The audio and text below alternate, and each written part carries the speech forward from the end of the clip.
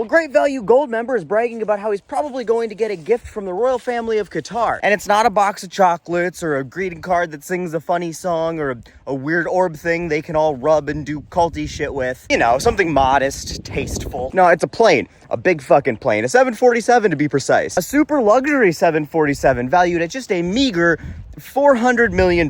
It is such a modest piece of aeronautical machinery that they call it the Palace of the Sky. A flying palace. It's kind of like a flying fortress, except, you know, for draft-dodging douchebags. You might be asking yourself, wait a minute, doesn't the Office of the Presidency already have a 747? And the answer is no. It has two of them. Two of them that were specifically built for the President of the United States. Built with all kinds of presidential shit in mind, like communications. It can make sure that the president can keep in contact with the military anywhere in the world. And anti-missile and defense capabilities that can help prevent it from getting shot down, and radiation protection in case of a nuclear attack, and air-to-air refueling so it can stay aloft indefinitely, and a bunch of other fancy shit that's top secret. Now you may be asking yourself, does this flying royal palace have any of that shit? And the answer is no.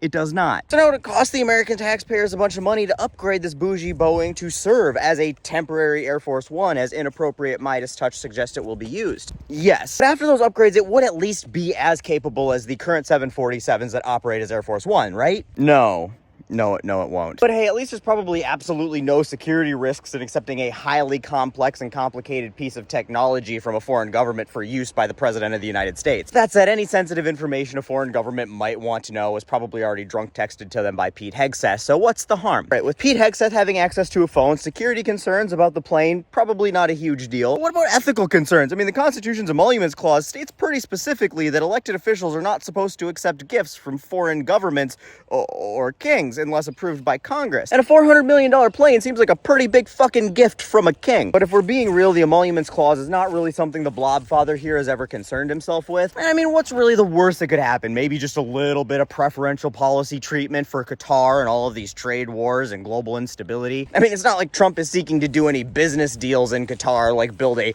$5.5 billion seaside luxury golf resort or anything. All right, look, I'm not being entirely fair. I've been a little lopsided just picking on this deal of getting this plane as a gift because of, you know, all the ethical concerns and security concerns and capability concerns and the cost of taxpayer concerns to upgrade this Air Force One just to operate for a couple years when we're currently spending $4 billion to build another Air Force One that's gonna fly in 2029. And just the general fact that the thing is so fucking gaudy, it's an affront to humanity and probably a violation of the Geneva Convention. But ignoring all of that, Bribe Force One definitely has a couple distinct advantages over the current crop of Air Force Ones that the president flies on. Bribe Force One is about 12 years newer than the current Air Force Ones. With that, it means it has a little bit more updated engines that are a little bit more fuel efficient, which means it gets a little bit better range when not taking into account air-to-air refueling. However, the biggest advantage I think the president sees in Bribe Force One over the current Air Force Ones is the Air Force Ones have the drawback of the president not being able to take them with them when he leaves office. Bribe Force One, on the other hand, has no such restrictions, and the corruption cantaloupe plans on just donating the plane to his presidential library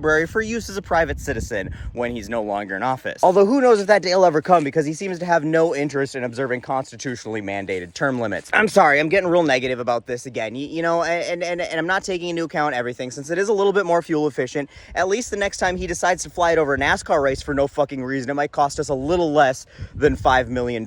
Silver linings. And then Doge can take that and put that up as a win. You know, add 3 or 4 or 5 more zeros onto the back of the few $100 it saves in fuel, and then put that up on its website as receipts to how it's paying for itself until it takes him down a week or two later for being debunked. Everybody wins, except, you know, the American people and the rest of the world that's not Qatar.